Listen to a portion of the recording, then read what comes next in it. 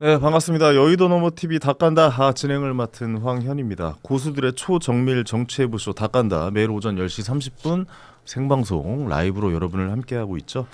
자, 구독 좀 많이 좀 부탁드리겠고요. 저희 구독자가 드디어 3만을 넘었습니다. 야, 지금 거의 2달 정도 됐는데 3만을 돌파하는 쾌거를 아주 단기전에 그리고 어느 한쪽 진영의 편을 들지 않는데 그럴까? 그럼요. 어느 한쪽의 편도 없는데 이렇게 구독자가 빠른 시일 안에 높아지고 있다는 건 아무래도 좀 균형을 바라는 많은 분들의 또 그렇죠. 염원이 또 있지 않을까. 수요가 있는 거죠. 그렇죠. 이 닭간다라는 저희가 정의가 잘 여러분들에게 전달되고 있지 않은가라는 생각도 좀 해볼 수 있을 것 같습니다. 구독, 좋아요 많이 좀 부탁드리겠습니다. 네, 알림 설정도 부탁드리겠고 댓글로 응원 의견 많이 남겨주시면 저에게 많은 큰 힘이 되니까요. 저희는 그런 거 없습니다. 욕하지 말아주세요. 뭐 이런 거 없어요. 하고 싶은 말씀 그냥 다 써주십시오. 저희가 다 수렴하고 욕도 아주 달고 재밌게 저희가 받아들이도록 하겠습니다. 여러분의 충고. 근데 이 댓글이 말이죠, 이 좋은 효과가 있어요. 어떻게 보면은 네. 저 가끔 댓글 보면서 정신 차릴 때도 있거든요. 그래요? 근데 진짜 핵심을 찔러주시는 분들, 물론 말도 안 되게 뭐 맹목적인 비난도 있지만 사실 네. 어느 댓글 보면은 야, 이런 건 맞는 말이다. 내가 진행을 할 때 좀 정신 차리고 해야겠다. 맞아요. 이런 의견들도 굉장히 많거든요. 저는 네. 댓글을 가끔 보는 이유가 저는 그런 것도 있지만 가끔 너무 해학적이고 풍자가 잘 된 댓글 잘 짜요. 웬만한 개그맨보다 좀 댓글 더 재밌어요. 다 써야 돼요. 그런 맞아요. 멘트 잡으려고 저는 한 번씩 보는데 그렇죠. 기발한 댓글들이 있거든요. 그거 가끔 가져다가 방송에서 저 할 때도 있어요. 맞아요. 저도 너무 그래요. 기발해서. 네. 지금 잘 한번 생각해 보시면은 이 유행어라는 게 있잖아요. 네. 근데 이 유행어가 2015년도 이후로 인터넷으로 다 넘어갔거든요. 그러니까 2014년도, 2013년도까지 거의 개그 콘서트라는 곳에서 유행어가 그렇죠, 다 그렇죠. 나왔는데 그렇죠. 그 이후로 모든 유행어는 다 인터넷으로 넘어갔습니다. 이 맞아요. 시대의 트렌드가 그만큼 바뀌어가고 있다라고 생각하고 맞아요. 댓글 보면 이게 문장 만드시는 거 보면 기가 막힙니다. 그렇죠. 저희들 이 문장 만들려고 개그 할 때도 코미디 할 때도 엄청 신경을 많이 썼는데 굉장히 풍자적인 내용들도 있고 굉장히 좀 좋은 댓글도 많은 것 그렇죠. 같습니다. 근데 이런 걸 또 이제 잘못 들고 와서 뭐 조요토미 히데요시 이런 거 끄집어 내기 시작하면은 이제 그때부터는 조금 너무 제도권에 처음박해질 수가 있기 때문에 네네네. 좀 필터링은 필요하겠죠. 그 의원님은 실제로 만나보신 왜 나를 보고 얘기하냐? 진짜 아니, 민주당이었잖아요. 왜 그러는 무슨 건가요? 민주당이요? 민주당 비례대표 명단으로 들어가신 범여권. 분인데. 민주당 저는- 가고 싶다고 계속 계신 거 아닙니까? 저는 최혁진 네. 의원님하고 네. 방송을 이제 뭐 한 서너 차례 했어요. 오. 매불쇼에서. 네. 그래서 이제 저는 이제 나름대로 이제 관계가 있어서 그분의 이제 정치적인 행보에 대해서는 제가 이제 말씀드리기는 사실 부담스러운데 사실 이제 이런 게 양 극단의 어떤 강성 지지층에게 이렇게 소구를 하려고 하는 이 잘못된 이 정치 문화 때문에 정말. 그런 분들이 좀 이렇게 있는데 아니 이렇게 얘기할 때 옆으로 저 이렇게 계속 쳐다보고 있어도 돼요? 그러니까 아유 우리 김성열 최고가 쳐다보셔야 돼. 근데 옆에서 제가 계속 좀 쳐다보고 계세요. 자, 이 얘기도 제가 많이 들었거든요. 네. 근데 이제 제가 그 말을 왜 자꾸 나한테 물어보냐라고 했지만 저도 자꾸 대답을 하게 되는데 네네. 국회는요. 네. 하지 마. 이거 이- 어떻게 감쌀 거야? 감싸는 게 아니야. 이건 알아야 돼. 그러니까 첫 번째 최혁진 의원의 행동 잘못됐죠. 전제 말했잖아요. 일단 민주당에서 좀 부담스럽지 않으세요? 부담스러움을 넘었죠 좀. 그래서 민주당 아니래잖아요. 민주당 아니잖아. 그러니까. 수당을 시켰죠. 꼬리 자르시는 것 같던데. 근데 예. 나 우리 김성혁 최고도 알 거라고 생각하는데 네. 국회 상임위에서 일어나는 건요. 처음부터 끝까지 봐야지 알 수가 있어요. 그렇죠. 하지만 언론이 맞아요. 특성상 모든 걸 다 이렇게 볼 수 없고 순간 포착을 하잖아요. 네. 근데 더 자세히 말하면 그 상임위 이전의 상임위까지 또 봐야 돼요. 왜냐하면 다 은원 관계가 있어. 맥락을 봐야 한다. 그러니까 예를 들어서 최혁진 의원 같은 밑밥이 경우도 있었다. 잘못했다고 제가 다시 말할게요. 네. 최혁진 의원님 잘못했습니다.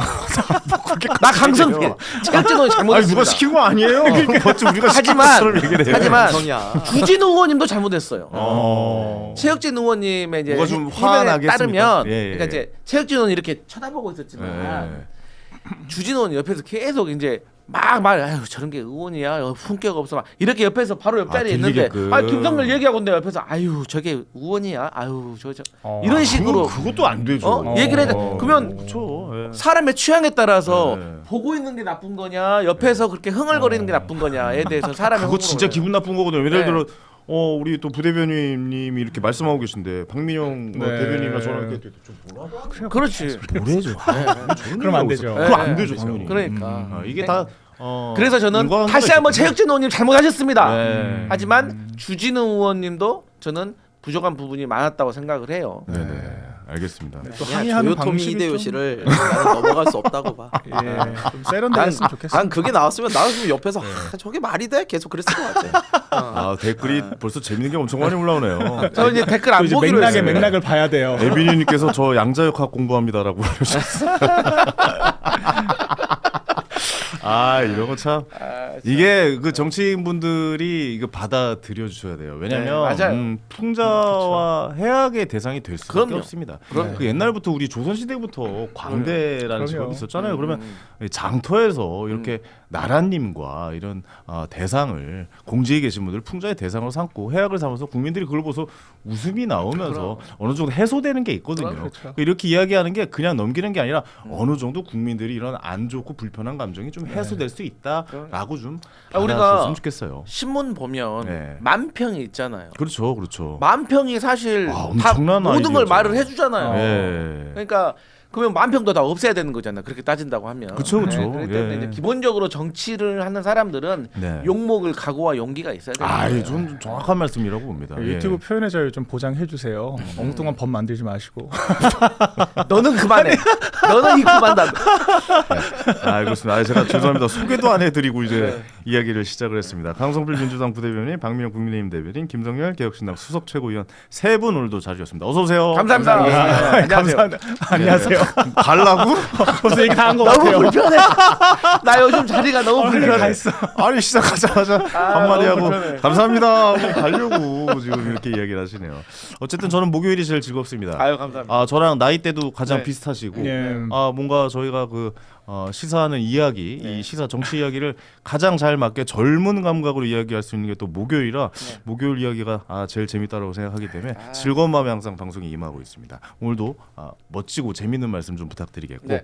자 정치해보션 본격적으로 들어가기 전에 여의도몰 상품 소개해드리도록 하겠습니다. 오늘 소개해드릴 상품 여기 앞에 있죠? 이게 웬 계란이 앞에 있나라고 생각을 하실 것 같은데 오늘 소개해드릴 상품은 저온 숙성 구운 계란이라고 합니다. 계란 하나씩 드세요. 그 방송 중에 근데 먹어보려고요. 근데 조심하셔야 돼요. 어제 드시다가 네. 이 가슴 치시는 분들 네, 이거 가슴 이렇게 치시는 분들 몇 분 계셔가지고 어제 좀 나이대가 있었나 보죠? 네, 나이대가 좀 있으셨어요. 그러니까 좀 조심해 주시기 바라고. 자, 15단계 저온 숙성을 거쳐서 48시간을 구워낸 구운 계란입니다. 야, 48시간을 구웠으면 이게 앞에 계란이 존재하고 있다는 것 자체가 굉장히 의미될 정도로 저온 숙성으로 아주 노력이 들어가서 꾸준하게 구워낸 계란이라고 하죠. 영양 만점. 그렇습니다. 깎아줘요. 일단. 영양 만점. 네. 그거 되게 중요하거든요. 네. 이게 삶은 계란 했을 때 집에서 내가 삶으면은 이렇게 표현해서 안 그렇지만 진짜 뻗어져요. 더럽게 안 까져요. 계란. 껍질 벗기듯이 그냥 사르르 벗게 되네요. 네. 그 계란 그 위에 깔 때 그 안에 있는 흰자까지 같이 벗겨져가지고 그럼요. 굉장히 열받는데 이거 한번 툭 치면 그냥 사르르 벗겨집니다. 야. 예, 이 예. 구운 계란 때문에 요즘 계란 삶는 기계 그게 요즘 유행이거든요. 저도 이번에 구입을 하나 해가지고 네. 이게 반숙으로 딱 10분 돌리면 되는데 네. 아침에 2개를 먹어요 제가. 아침에는 그냥 딱 그 2개만 먹는데 2개 드신 거 맞죠? 네. 보이나요? 근데 5개 이게- 드신 것 같은데. 예. 너 조용 안 해? 이게 6개째 드시고 계신 것 같은데. 아니 이게 예. 짭짤하니 맛있네. 맛있죠. 그러네요. 네, 예. 짭짤해. 근데 이거 진짜 건강해. 이거 2개만 딱 먹지 않습니까? 네. 그러면은 다이어트 됩니다. 맞죠. 다이어트. 네. 요즘 다이어트 시대 아닙니까? 네. 다이어트 됩니다. 그 요즘 저속노화가 굉장히 뜨고 있잖아요. 예. 그러니까 저속노화를 하시려면 혈당 스파이크를 막는 게 제일 중요하다고 하시는데 식사 전에 단백질을 먼저 드시거나 네. 채소를 먼저 드셔서 혈당이 급격하게 오르는 것을 방지할 때도 이 단백질이 굉장히 좀 좋다고 해요. 근데 요즘 좀 건강에 관심이 많아지면서 저도 많이 찾아보고 있는데 그런 의미에서 아침에 계란은 최고의 아침 식사다라고 좀 맞아요. 말씀드릴 수 있을 것 같아요. 근데 이거 일일이 삶기 너무 귀찮아요. 맞아요. 맞아요. 예. 맞아요. 그러니까 어떻게 다 삶고 앉아 있어. 예. 딱 이거 한 판 사놓고 아침에 2개 먹고 그렇죠. 하면 되는 거야. 네. 그러면은 우리 뭐 간헐적 단식이라고 하잖아요. 네. 그런 것처럼 그런 효과가 있어요. 맞아요. 그렇습니다. 누구나 즐길 수 있는 영양 듬뿍 간편 간식 구운 계란 39 여의도 너머 초초초 특가라고 합니다. 얼마예요? 이거 얼마일 것 같아요? 맞춰봐요. 9,900원. 저기 써 있네. 아. 예. 9,900원입니다. 싸네. 그래서 원래 날계란이 마트에서 이 계란 한 정도인데. 판에 네, 맞아요. 날계란 이 정도예요. 마트에서 한 판에 10,000원 해요. 요즘에. 난 좋은 거. 땡땡란 이런 거 먹어봤는데 2개 들어있어도 엄청 비싸던데. 그래요. 맞아요. 두 개 편의점에서. 먹으면 예, 예. 반숙란 같은 거 먹으면 맞아요. 두 개에 1,500원, 2,000원 넘을 것 같은데. 진짜 2,000원 가까이 가는데. 배달 아니, 음식점 계란 추가하면 하나에 1,500원씩 받는. 맞아요. 근데 왜 그러냐면 이게 이제 조금씩 팔면 당연히 네. 그러니까 딱 한 판 사가지고 집에서 드시면 되고 밖에 그렇습니다. 나갈 때 차에다 이렇게 주머니에 넣어가지고 다녀도 되니까. 네. 그리고 이거 아, 소금이 필요 없을 것 같아요. 그러네. 짭짤해가지고 간이 돼 그랬어요. 있네. 그렇죠. 기본적으로 해장국집 가서 계란후라이 하나 시켜 먹으면 1,000원 아니면 500원 싼 그렇죠. 데는 뭐 그렇죠. 그렇게 하는데 네. 39에 9,900원이면 굉장히 좀 저렴한 가격. 결론적으로 다이어트에 관심이 많고 아침에 아무것도 안 먹고 나가기는 조금 허전하고 그런다고 뭐 차려 먹기는 또 부담스럽고 할 때 귀찮아요. 귀찮을 예. 때 이거 딱 2개 까먹고 가면 됩니다. 그렇습니다. 인터넷 주문 힘드시거나 네. 대량 주문 희망하시는 분들께서는 전화 주문 이용하시면 되겠습니다. 여의도물 전화번호가 1551-5280 1551-5280이라고 하니까요. 여러분들 직접 대량 구매하실 때는 전화 주시기 바랍니다. 아이들 간식으로도 굉장히 좀 좋을 것 같습니다. 이거는 저도 좀 사야겠습니다. 진짜요. 저도 좀 건강하게 좀 살고 싶어서 먹는 것을 조절하려고 많이 노력 중인데 네. 너무 귀찮아요. 맞아요. 그렇지 않습니까? 맞아요, 그렇다고 맞아요. 아내한테 부탁하긴 너무 또 미안해요. 음. 네, 왜냐면 애기 봐주는 것도 힘들고 막 그런데 음. 내 밥까지 해달라고 이제는 말하기가 좀 미안한 시기가 와서 그래서 저는 요즘 한식 뷔페를 찾아다닙니다. 제가 또 노량진 자주 가요. 그래서 아 그래요? 공유해 주세요. 알겠습니다. 그러니까 저는 아침에는 달걀 2개 삶아 먹고 나오는데 야 이제는 이 구운 달걀로 저 출연료에서 일부 저 구운 달걀로 좀 정리 좀 해주시고 네네네.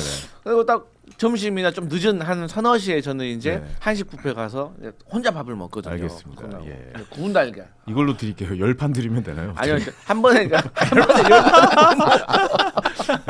300개 매주 2개월, 5판씩만. 3개월. 매주 5판. 네, 알겠습니다. 그렇게 적용해 보도록 하겠습니다. 네. 자, 본격적인 정치해보쇼 시작하겠습니다. 역시 이 문제가 지금 제일 핫한 것 같아요.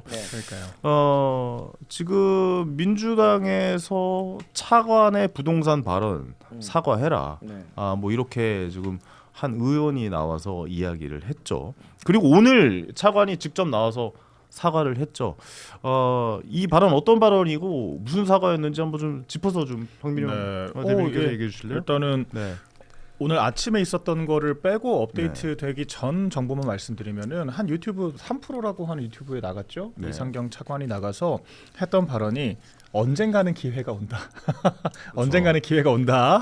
네. 집값이 떨어지면 그때 집을 사시면 되지 않느냐라고 했는데 이 발언의 파장이 어마어마했습니다. 그쵸. 이때부터 이상경 차관을 포함해서 뭐 부동산 오적이다 이렇게 됐는데 지금 뭐 정책실장부터 구윤철 경제부총리, 이상경 뭐 차관 등등 다 30억대 아파트를 가지고 있다라고 지금 전해지고 있거든요. 네네네. 뭐 아파트 가진 거는 죄가 아니죠. 그런데 그럴 수 있죠. 아파트를 자기들은 가지고 있는데 지금 집값이 계속 천정부지로 치솟고 있는 상황에서 대출 다 틀어 막아놓고 현금으로 사라 떨어지면 사라 이런 그러니까요. 얘기를 하니까 이거는 국민들을 기망하는 걸로밖에 느껴지지가 그리고 않죠. 결국에 네. 본인들은 갭 투자했고 맞습니다. 대출을 엄청나게 예. 받아서 했는데 그렇죠. 너희들은 떨어지면 사라 네. 라는 의미로 받아지니 그렇죠. 부글부글 끓죠. 자기는 여기서 해놓고 사실관계 하나 찬 확인해야 거예요. 됩니다. 네, 네. 확인해 볼까요?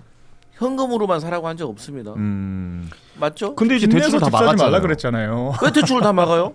지금도 생애 첫 주택을 구입하거나 청년이나 신혼부부 지금 LTV 규제 70% 맞습니다. 6억까지 아니 20억 이상 안 해줘요. 아니 그러면 20억 이상은 안 아니 해줘. 그 청년이라든지 그다음 생애 첫 주택을 하는 사람들을 대상으로 할 때 네. 보통의 우리가 이제 중위소득을 보지 그런 사람들이 무슨 20억, 25억짜리 아파트 근데 이거 정확하게 짚어야 합니까? 되는 게 토지 거래 허가 구역을 지정한 거잖아요. 네네. 토지 거래 허가 구역의 핵심은 뭡니까? 네가 살 집 아니면 팔아라잖아요. 네. 네가 살 집 아니면 팔아라. 그럼 갭 투자하지 말아라잖아요. 맞아요. 근데 갭 투자했잖아요. 그렇죠. 그러니까 네. 아니 그러니까 제가 방금 말했던 거는 일부만 팩트 체크하신 아니야 거죠. 그렇지 않아. 딱 그것만 얘기한 거야 방금. 아니 근데 현금으로 그건 김건희 아니라는 원내대표 거지. 그랬잖아요. 자기 알뜰살뜰 돈 모아 샀다 그러면서 빚내서 집 사는 게 정상이냐고 하셨잖아요. 저도 오늘 아침에 부동산 오적 이야기를 하고 왔는데요. 어디서? 아니 모두 반에서 하고 왔죠. 근데 그랬어? 이 보세요. 현금 이야기 안 했어도 자기들은 그게 안 와닿으니까 안 하는 거야. 왜? 지금 그 얘기했던 이상경 차관 예금 28억 있어요. 아, 뭐 자기는 뭐 뭐죠? 상관없어. 그 20억 뭐 현금으로 사면 되잖아. 전혀 문제 없고. 자 김용범 정책실장 19억, 구윤철 경제부총리 34억, 이찬진 금감원장님은 한 3,400억 있는데 그게 제 금융기관에 있다고 그랬으니까 뭐 한 300억 정도 있나 봐요. 뭐 아무튼 이렇게 다들 자기들은 현금 다 가지고 있으니까 이번 대출 규제에 나는 상관이 없는 거야. 그러니까 그런 얘기를 할 필요도 없는 거지. 그리고 아예 집값 좀 떨어지면서 뭐 스트레스 받아 이런 이야기 하는 거고. 그 와중에 또 우리 이찬진 금감원장님은 나 두 채 있는데 그 한 채 정리할 거야 그러길래 정리 어떻게 하실 거예요? 그랬더니 아들 줄게. 아니 파는 게 아니라 아들 준대. 상속세 내면 되죠. 아니 상속세 내면 돼요. 상관없어요. 그냥 돈 많아요 네. 그 사람. 근데 남들은 못 사게 해놓고 나는 안 팔겠다. 이거 좀 너무하지 않아요? 그러니까 이거를 이 말이 합리화를 시키려면은 지금이라도 팔면 돼요. 아니 지금이라도 호가를 내가 봤을 때 낮추셔서 네, 옛날에. 정말로 이게 프레임을 씌워가지고 호도를 하는 건데 자 다시 첫 번째 제가 아까 최혁진 의원 그때 논리로 전개를 해드릴게요. 첫 번째 이상경 국토부 차관 잘못했어요.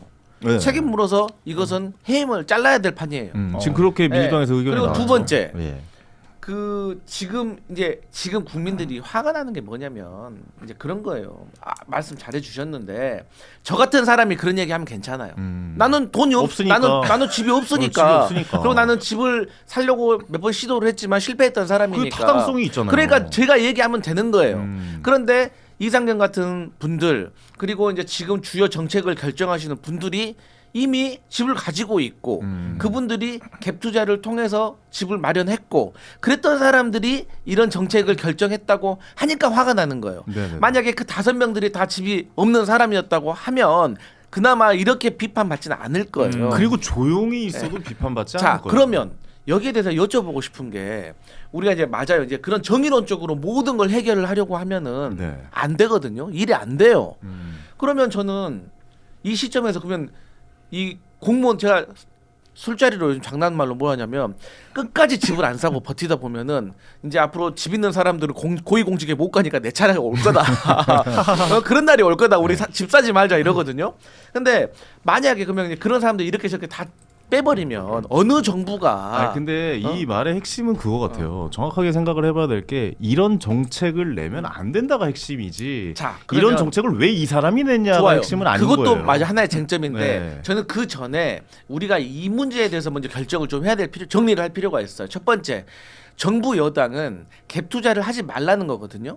그런데 국민의힘은 혹은 이제 개혁신당은 이 갭 투자를 찬성입니까 반대입니까? 이제 거기서부터 시작을 해야 된다고 봐요. 네네네. 그렇지 않아요? 맞아요. 네. 근데 저희는 갭 투자를 반대하고 있는데 이 오적들이 있기 때문에 내로남불이 돼버린 거예요.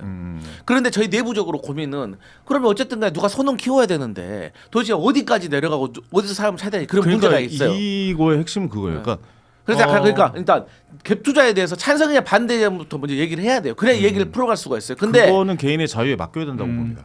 아니지. 정당은 개인은 맞아요. 네. 황현희 씨는 그렇게 얘기를 할 수가 네네네네. 있어. 근데 정당은 정책 설계자잖아요. 그러니까 갭 투자를 해도 된다 안 해도 된다라는 의견이 있어야 되고 그러니까 거기에 이 말의 지지하는 핵심은 사람들은 뭐냐면 이렇게 정책을 낼 거면 본인은 그렇게 하지 않았어야 된다라는 게 이거는 민주당이고 국민의힘이고 다 포함되는 얘기예요. 아니지. 국민의힘 같은 경우는 예를 들어서 갭 투자에 우리는 찬성합니다. 그러면은 우리가 말하는 오적들이 저기 가서 정책 설계도 되는 거죠. 그렇잖아요. 근데 우리는 안 된다라고 했기 때문에 그 사람들 때문에 지금 내로남불이 돼가지고 공격을 받고 비판받는 거고 거기에 대해서는 우리가 겸허하게 받아들이고 고개 숙여야 돼요. 갭 투자에 대해서 말씀을 하셨으니까 제가 답을 드릴게요. 갭 투자라는 거는 이런 거예요. 내가 지금 집을 사야 되는데 내가 돈이 좀 없어. 좀 부족해. 그래서 은행에서 그 대출 받아가서 사면 이거 전혀 문제 안 돼요. 할 수 있죠. 그러라고 은행이 있는 거고 이게 무슨 불법입니까? 레버리지 쓸 수 있는 거죠. 거기 이자 내면 되잖아요. 근데 이걸 과하게 하는 게 문제인 거죠. 내가 살지도 않을 집을 그걸 사놓고 그거 가격 올라가서 그걸로 자산 증식의 수단을 만들고 있으니까 그럼 이제는 갭 투자는 아니라 갭 투기가 돼버리는 거잖아요. 그럼 이건 당연히 문제가 있죠. 그리고 지금 부동산 5적 얘기 다시 한번 드릴까? 이 중에 실거주하는 사람 누구 있어요? 그렇죠. 실거주를 안 하면 문제라니까요. 자, 실거주하는 사람 누구 있어요? 심지어 한 번도 자기가 사놓고 한 번도 안 들어간 사람도 있어요. 5명 중에 4명이 실거주를 안 하고 있고요. 한 명은 2채 가지고 계신데 2채에 다 실거주 하신다고 그랬는데 뭐 굉장히 잘하시나 봐요. 집이 많으니까 여기 자, 뭐 이거 그럴 수 잠깐만 있어요. 정리해 볼게요. 네. 갭 투자해도 돼요. 네, 된다니까요. 그게 뭐가 잘못입니까? 개인의 자본주의 사회에서 갭 투자를 하든 그것을 뭐 어떻게 해서 전세를 그렇죠. 줘서 사든 대출을 많이 받아서 사든 그게 무슨 죄냐고요. 아무 죄가 없습니다. 그렇게 해도 돼요. 단 문제는 뭐냐? 정책을 이렇게 냈으면 이렇게 낸 사람은 최소한 이런 흠결은 없는 정책을 냈었어야 된다는데 이런 정책을 내놓고 알고 봤더니 아 너희들은 사지 마세요. 하지만 저는 이미 갭 투자 해놨습니다. 나는 해놨으니까 너희들은 하지 마. 지금 이렇게 된 거 아닙니까? 이러니까 화가 나는 거예요. 그러니까 사람들은. 거기에 대해서 제가 1차적으로 네. 이거 보겠습니다. 다시 한 번 죄송합니다. 보겠습니다. 제가 다 전략이 뭐 좋아. 아무런 힘도 없는 사람인데. 아니 자꾸 갑자기 이렇게 되면은 그런데 이제 사과하세요. 그래서 제가 말이죠. 네. 우리 김성렬 최고가 했던 말이 저는 맞는 말이라고 생각을 해.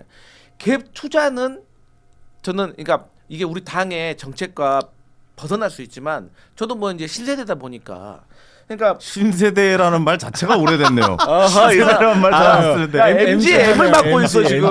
X세대. 예. 70년대가 X대 우리 80년대인데. 어쨌든 논지를 오케이, 해죠. 예, 예. 아 근데 갭 투기가 문제인 거야. 그러니까 예를 들어서 맞아요. 내가 돈을 벌기 위해서 사방 군데다가 막 다 대출을 받아가지고 여기저기 깔아놓으면은 저는 그거 잘못됐다고 그거를 뭐 합법적으로 법이 열려 있다고 된다? 저는 그거는 모르겠어요. 저는 그건 동의할 수가 없고 다만 저 같은 사람 집이 없어요. 근데 나도 나름대로 집을 사고 싶어. 그러면은 근데 사고 지금 싶죠. 내 네. 지금 형편상 뭐 직업이라든지 형편상 내가 뭐 여기 꼭 여의도에 있어야 되는 사람이야. 근데 여의도 집값은 너무 비싸가지고 내가 처음부터 갭 투자로도 달라들 수가 없어. 그럼 나 같은 사람이 조금 더 싼 데 가가지고 갭 투자하고 그다음에 내가 이제 여기서 내가 월세로 살든지 뭐 이렇게 하고 열심히 돈 모아가지고 또 건너타고 이렇게 하나씩은 저는 하는 것은 그렇게 시장에도 문제가 안 된다고 생각해요. 네. 근데 문제는 대출 여기저기 끌어가지고 능력 있는 놈이 계속 대출을 받을 수가 있으니까 대출이 한 사람한테 몰리니까 그럼 막 10개씩 그래. 그러니까 그거는 문제가 되는 민주당이 거잖아요. 이미 잘 잡았어요.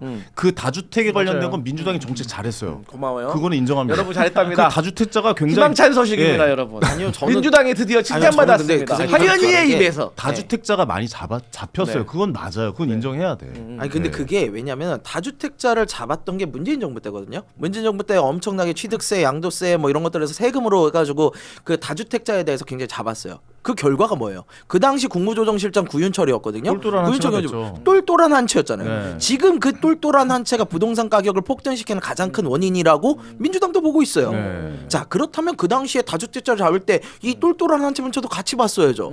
그때는 그거 못 보고 다주택자만 다 때려잡고 이제 와서 문제 되니까 그때 똘똘한 한 채도 문제네? 이런 너무 무책임하잖아요. 그러니까 아니지 무책임하지 왜 그 잘못으로 인해 가지고 정권이 교체된 거예요. 아 그래요? 맞아요. 그건 맞아요. 그러잖아요. 네. 책임을 졌구나. 아 그래도 사실 책임질을 했던 건 아닌데 심판을 받았지. 국민으로부터 평가를 받았지. 이번에도 심판 받겠죠. 분명히. 그러니까. 그 중요한 건 뭐냐면 왜 이 말씀을 드렸냐면 다주택자를 잡았잖아요. 네. 다주택자를 잡았으면 지금 한 채 가지려고 하는데 왜 갭 투자도 못하게 하냐고요. 자 그러면 한 채 갖고 싶어 하는데. 그러니까 요것도 있는 거 왜 같아요. 똘똘한 한 채가 아까 말씀하셨잖아요. 김성렬 그래요. 저 김병기 최고위원이 같은 사례가 예. 있잖아요. 아, 좋은 사례가 있잖아요. 진짜 저는 제가 문제라고 생각을 안 하거든요. 아니 애초에 네, 짧게만 나는 김병기 말씀드리면 원내대표 순식간에 아니, 모두가 빚내서 네. 산 사람들은 다 비정상이 돼 버렸어. 애초에 집값이 오를 거라고 하는 기대가 없으면 무리하게 대출 내서 집 사지도 않습니다. 뭐하러 굳이 다주택을 하겠습니까? 그러니까 그렇죠. 보수 정권에서는 집값이 안정화가 되니까 굳이 무리해서 갭 투자 안 하잖아요. 그렇죠. 왜 갭 투자를 하느냐?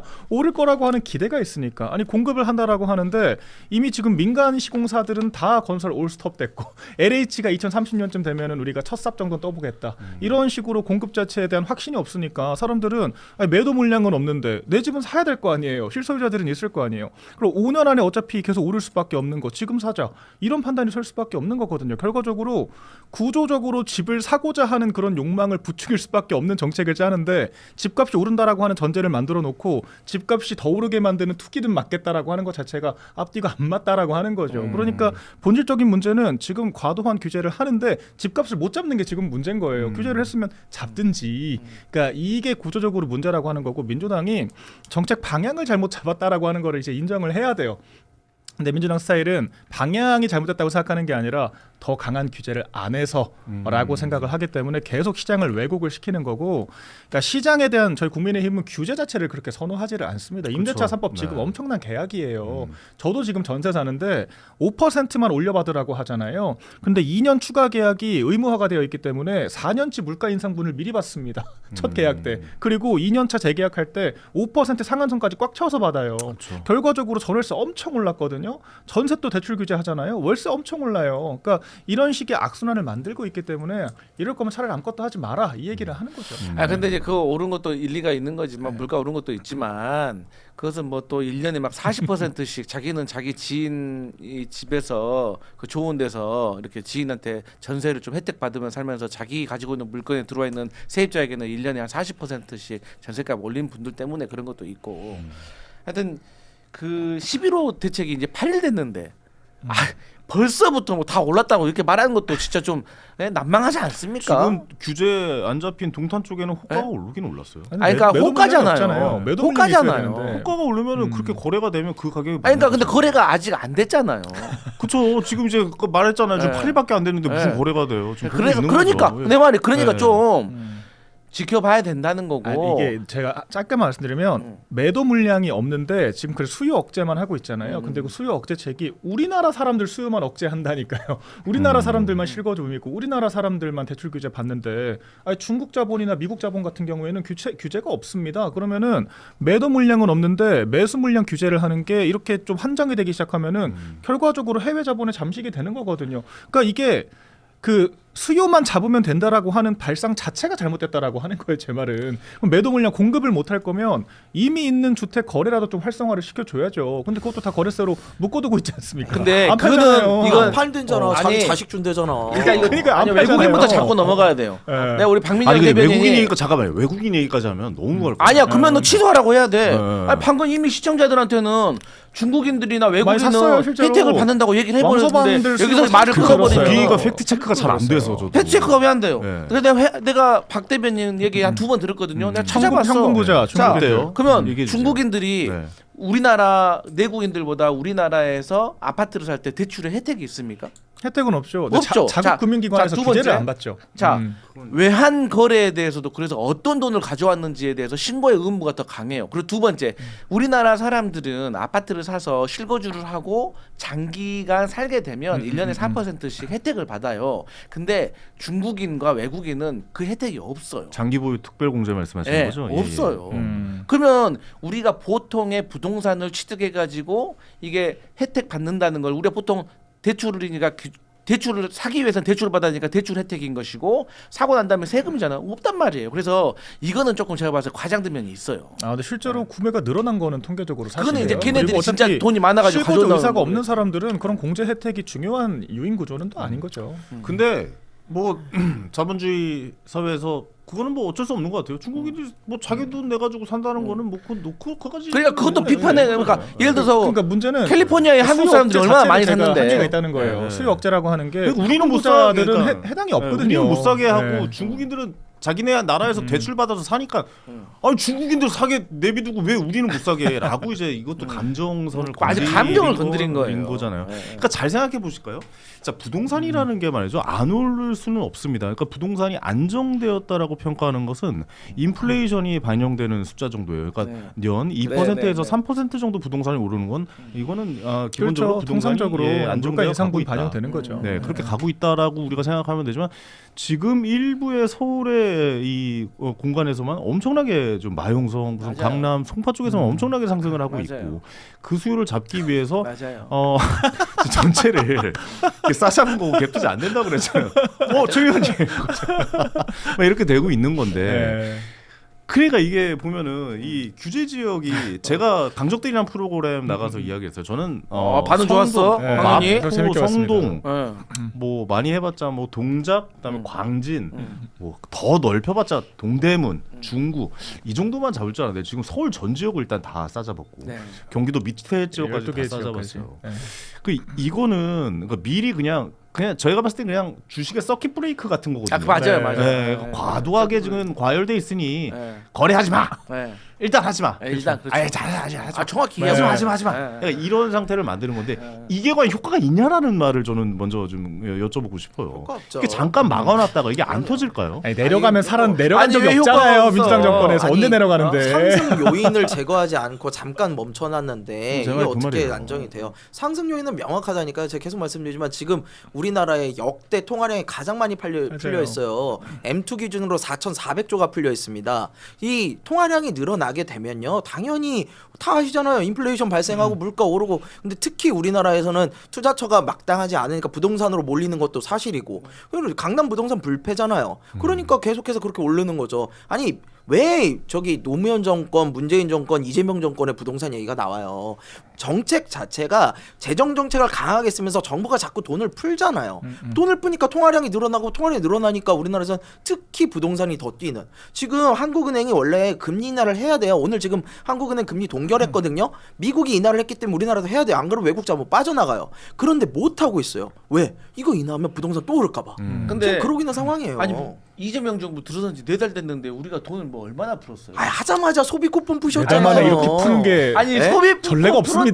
집값 올랐다는 건 너무 아이, 과도하지 않습니까? 소비 쿠폰 집권하자마자 풀어서 국회 통화량이 늘은 건 22조를 발행을 사실이고요. 했어요. 맞아. 통화량이 네. 늘어나면은 네. 통화량 1% 늘어날 때 네. 주택 가격이 0.9% 오른다고 KDI 연구소가 있어요. 그러니까 아니 근데 기본적으로 이런 건 있어요. 이론적인 얘기. 그러니까 진보 정권이 정권을 이론이 그냥 잡으면 나오나. 무조건 통화량이 늘어서 인플레이션이 많이 돼서 화폐 가치가 떨어질 거라는 기본적인 개념이 잡혀 있어요. 그렇기 때문에 부동산으로 해지를 하겠다. 맞아요. 이제 현물로 방어를 하겠다라는 심리가 강하기 때문에 부동산이 상승하는 것도 사실 아니 맞죠. 그러니까 예. 제가 자꾸 말하는 거는 그러니까 맞아요. 지금 우리가 잘했다라는 게 아니라 제가 지금 주장하는 거는 너무 과도하게 프레임 씌워가지고 공격하지 좀 말라는 거예요. 제가 방금도 말한 게 아니 그럼 뭐 아니 우리 김성현 최고야 뭐 잘 아시겠지만 아니 그냥 지나가는 사람한테 물론 민생 쿠폰 때문에 그러면 지금 집값 올랐다는 거냐 이 얘기가 그렇게 단순화 시키면 그렇게 되는 거잖아요. 그리고 전 세계에 지금 그럼 집값 안 올랐습니까? 물론 나라마다 차이는 있는 거지만 그리고 이제 통화량 얘기하는데 통화량이 뭐 우리나라 혼자서 다 이게 해결되는 것도 아니고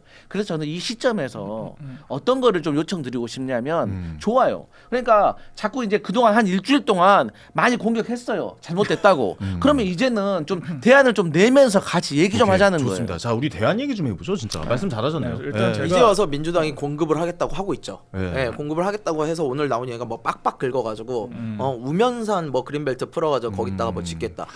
아 근데요 우면산이 어디 있습니까? 서초동? 서초동에 있죠. 거기 빡빡 긁어가지고 아파트 지으면 얼마나 할까요? 최소 그 근처가 다 30억대예요. 그러면 아무리 싸게 줘도 20억일 거 아니에요. 그럼 대출 규제 있으니까 우리는 또 못 사. 못 사요. 현금 부자들만 사는 거야. 이 오적들만 살 수 있다고요. 그게 무슨 지금 대책이라고 내놓는 거예요. 근데 이제 이게 특별 분양을 지금. 많이 하겠죠. 지금 대안 얘기하기로 해놓고 또 이럴 거야? 자, 자, 자. 아니 또 대안을 근데 내놨는데 제가 대안이 많이 대안 안 얘기해 나오면 보시죠. 그러지. 근데 자꾸 사실- 대안이 뭐가 있을까요, 진짜? 이 정권에서 부동산이 통계를 보면은 한국부동산원에서 그 윤석열 정권 3년 동안 3.4%가 올랐거든요. 3년 내내. 그러니까 근데 이재명 정권 4개월 만에 현재 3.5% 수준으로 올랐습니다. 그러니까 4달 동안 오른 게 3년 동안보다 오른 게 더 많아요. 근데 제가 부동산을 잡았다라고도 볼 수 있는 새로운 해석을 좀 제시를 하고 싶은데 지금 원화 가치가 박살났거든요. 야, 대안 제시해라. 거의 대안. 휴지 조각이 됐습니다. 그러니까 다시 말한다. 어, 대안 제시해라. 달러 인덱스가 아, 10% 넘게 떨어졌는데 달러가 1,430원 지금 환율이 거의 많이 고정화되고 올랐어요. 있거든요. 네. 그리고 우리나라 원화 가치가 윤석열 정권 때에 비해서 한 20%는 떨어졌다는 거거든요.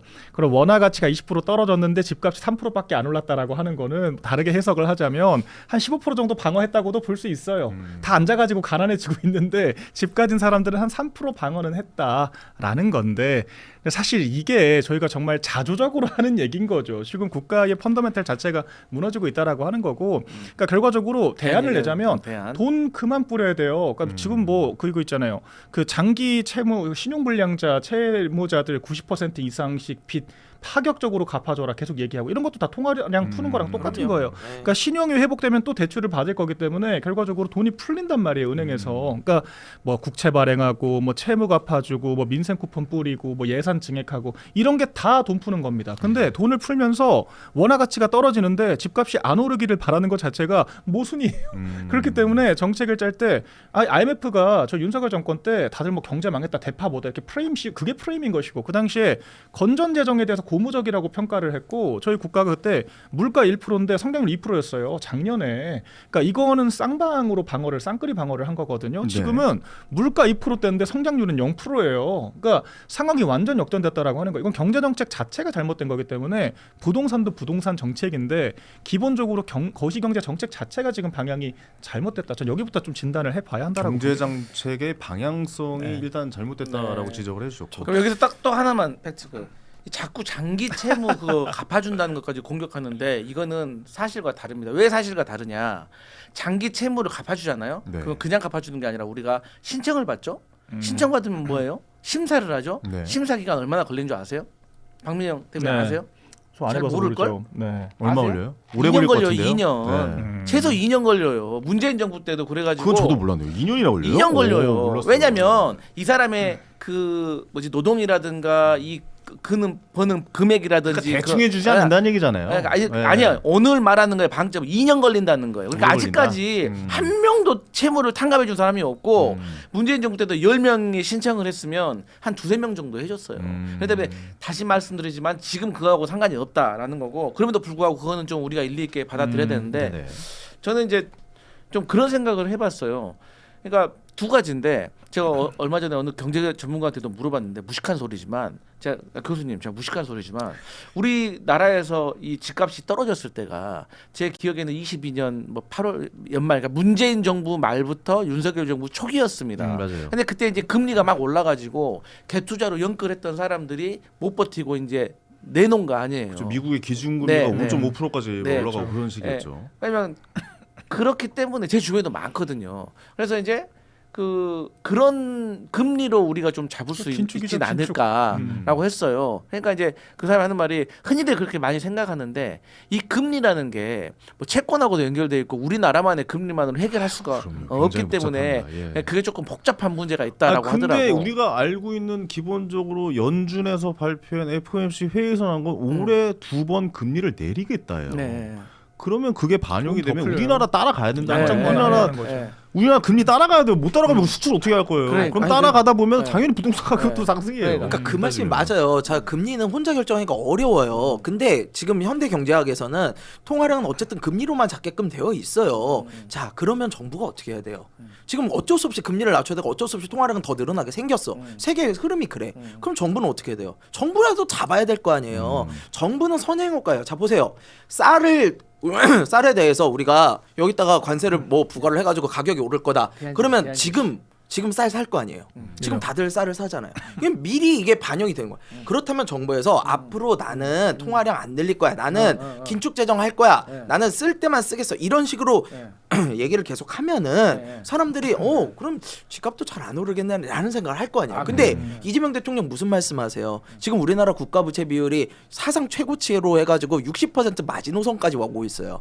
예? 근데 이재명 대통령 국가는 부채 비율 많아도 상관없어.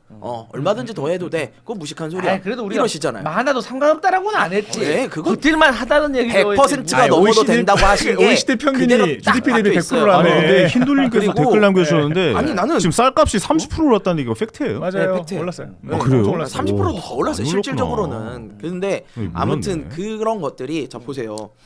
이 국가 부채 비율에 대해서는 괜찮다고 그러면서 왜 개인들의 대출 비율은 그렇게 잡으시는 거예요? 말이 안 되잖아요. 프랑스가 이번에 지금 경제 거의 파탄 났거든요. 프랑스 국가 부채 비율이 110%예요. 근데 난리가 났어. 프랑스 같은 준기축통화국도. 기축통화국인데. 예, 네. 우리나라도 이대로 가면 안 된다는 거예요. 그러니까 경제 기조를 바꿔야 돼요. 안 그러면 부동산도 못 잡아요. 그러니까 이게 경제학적으로 그게 있어요. 통화량을 관리할 때 정부 지출이 한 축이 있는 것이고 한국은행 금리가 한 축이 있는 거예요. 네네. 그러면은 금리가 내려갈 수밖에 없는 양적 완화 국면이라고 하면은 정부 지출을 억제해서 균형을 맞춰야 됩니다. 그 얘기야. 맞아. 금리가 올라가야 되는 상황에서 경기가 나빠질 것 같으면은 정부가 지출을 해야겠죠. 말씀하신 것처럼 우리나라처럼 미국 금리를 따라갈 수밖에 없는 입장에서는 금리는 통제가 하기가 어려워요. 사실 우리나라가 지금도 미국보다는 더 높게 유지가 되고 있습니다. 그렇기 때문에 우리가 미국을 따라갈 수밖에 없고 내려갈 수밖에 없는 하방 압력이 있다라고 하면은 정부 지출을 억제해서 관리를 해야죠. 그런데 대통령 마인드셋 자체가 이 얘기를 지금만 한 게 아니라 2021년부터 계속 얘기했어요. 대선 때부터 GDP 대비 100% 부채는 괜찮다. 이거 진짜 무식한 소리거든요.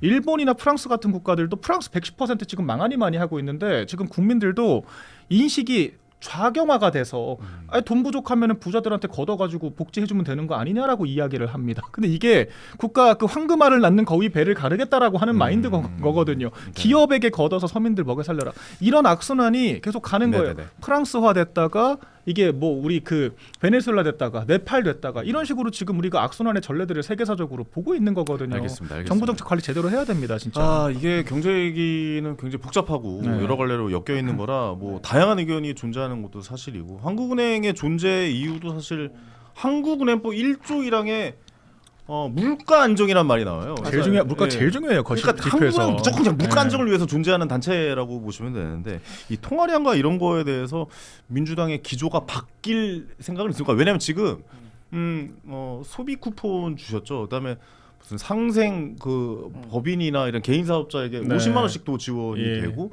그다음 카드 전년보다 많이 쓰면 뭐 얼마씩 지원이 더 되고, 뭐 이런 정책들이 계속해서 나오고 있는데 이런 기조를 금리가 인하가 되는데도 불구하고 계속 유지될 것이냐. 그렇게 된다면 부동산 값은 계속 오를 가능성이 굉장히 높다라고 생각을 하는데 이런 거에 대해서는 어떻게 근데 이제 생각하세요? 사실 그런 것보다도 저는 그런 생각은 해요. 지금 물론 여러 가지 요인이 있기 때문에 이제 그 여러 가지 요인 하나 하나에 대해서 사실 뭐 제가 다 알지도 못하지만 근데 결론적으로는 그냥 우리가 상식적으로 아는 것은 지금 그 국민의힘이건 민주당이건 어느 정당이건 간에 결국에는 그 공급 폭탄을 하는 것이 답이라고 다 동의를 하잖아요. 그렇기 때문에 이 공급을 어디에다 해야 되는 것인가, 저는 이제 그 생각이 중요하다고 생각을 하고, 그다음에 이제 장기적으로도 이제 뭐 5극 3특이라는 또 정책이 있어요. 네. 그러니까 지방을 광역권으로 묶어가지고 해야지. 예를 들어서 오늘도 한 사설에 참 좋은 얘기가 있더라고요. 그러니까 강남이 언제부터 강남이었냐 이거예요. 근데 좋은 학교 몰려오니까, 그러니까 그 좋은 학교를 다시 좀 분산을 좀 시키고, 또 많은 회사가 있으니까 또 거기 가 있으니까 또 그거 반발 엄청날 텐데요. 아니 그러니까 네. 이거 여기에 대해서 학교를 또 장기적인 대책을 세워야 된다 이거예요. 네. 그러면 그때는 학교 옮겼을 때는 그때는 어땠어요? 박정희 대통령이었잖아요. 맞아. 그러니까 그런 거에 대해서 장기적으로 생각을 해야 된다는 거예요. 생각을. 의석 있을 때 해요. 네. 근데 저는 근데 이제 의석 있다고 해서 예. 방금 말한 거죠. 눈 커진 거 봐 지금. 그리고 이제 또 사실 또 진짜 원래 개혁이라는 거는 아, 적을 또- 만들어가면서 하는 또 겁니다. 예를 들어서 아니 법원 같은 경우도 검찰 같은 경우도 법조계도 사실 서초동에 있잖아요. 거기도 꼭 거기에만 있어야 굳이 됩니까? 서초동에 있을 필요 없죠. 예, 그러잖아요. 그 국회의사당도 사실 여의도에 있을 필요 없잖아요. 아니 이제 기업이 제일 그건 국회는 좀 문제예요, 다르지. 기업이, 사실. 국회는 좀 다르지. 근데 여튼간에 근데 국회조차도 지금 세종시로 간다는 거 아닙니까? 그러니까요. 그래서 네. 이 주신 말씀 그럼 어떻게 해요? 그거 다 옮기고 거기다 아파트 줘요? 금리라든 통화라든지 네. 그렇게 그것을 종합적으로 하되 저는 이제는 어쨌든 그 공급을 하기 위해서는 좀 그런 좀 대책이 좀 필요하다고 그리고 생각을 해요. 지방 균형 발전 진짜 필요하다고 봐요. 이게 장기적으로는 그것밖에 해법이 없어요. 왜냐하면 지금 지방에서는요, 이 은행이 이 부동산 PF 비율이 한 20% 된대요. 지방 은행이.